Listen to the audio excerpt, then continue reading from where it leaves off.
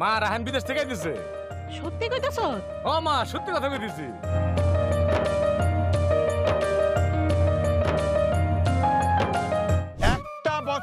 একটা বছর তুই কেন আমগোর লগে কোনো যোগাযোগ রাখস নাই? পুলিশের কাছে ধরা খাইছিলাম আব্বা। ধরা খাইয়া যে 1 বছর তোমাদের সাথে যোগাযোগ করি নাই, ওই পুরো সময়টাই জেলে আছিলাম। আমি খালি চিন্তা করতাম আমার পোলা নাকি বাচ্চা আছে না মরে গেছে। মইরা গেলেই ভালো হইতো। এগুলা কি অলক্ষণের কথা কইতাছ তুমি? ও টাকা নিয়ে আইছে নাকি খালি হাতে ফিরে আইছে? আব্বা আমি তো কোনো টাকা পয়সা আনতে পারি রে আব্বা। আমি যে আমার জান লইয়া তোমরা সবার কাছে ফিরে আইছি, এটাতে কি তোমরা খুশি না? টাকা পয়সা আনতে পারো নাই মানে কি? তুমি বিদেশ যাওয়ার সময় আমার বাপের থেকে যে তুমি টাকা নিলা, সেই টাকা তুমি এখন কেমনে ফেরত দিবা? জমি বিক্রি কইরা টাকা দিয়া তোরে বিদেশ পাঠাইছি। যতদিন তুই আমার টাকা ফেরত না দিবি এই বাড়িতে তোর কোনো স্থান নাই। খারিস কেন? কাই যা আবে তো। ও মা, মা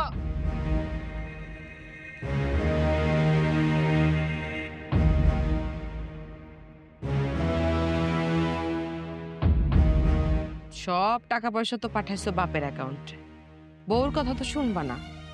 সে বিদেশ যায়, বউর নামে অ্যাকাউন্ট করে, বউর অ্যাকাউন্টে টাকা পাঠায়, আর তুমি একটা পয়সা দিয়ে আমারে বিশ্বাস করো না। আল্লাহর দোহাই লাগে, তোমার কাছে 2টা হাত জোর করতেছে, একটু চুপ করবা, আমার আর কথা শোনায়ও না। জুলি ব্যাগ লই আয়, আমার সাথে যাবি।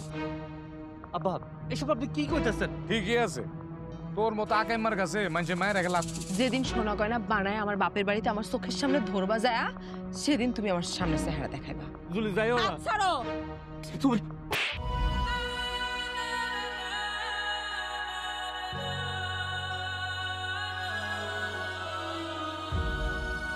জামা কাপড় গোলাপ দেখ না, এগুলো অনেক ময়লা হয়ে গেছে, একটু কষ্ট করে ধুয়া দেন না বোন। সামান্য একটা চেন দিতে পারো নাই? আইসে বড় ভাই সাজতে লজ্জা করে না ছোট বোনটিতে জামা কাপড় ধোয়াইতে? তোমারটা তুমি ধুয়ে না। বাইকটা একটু দরকার ছিল।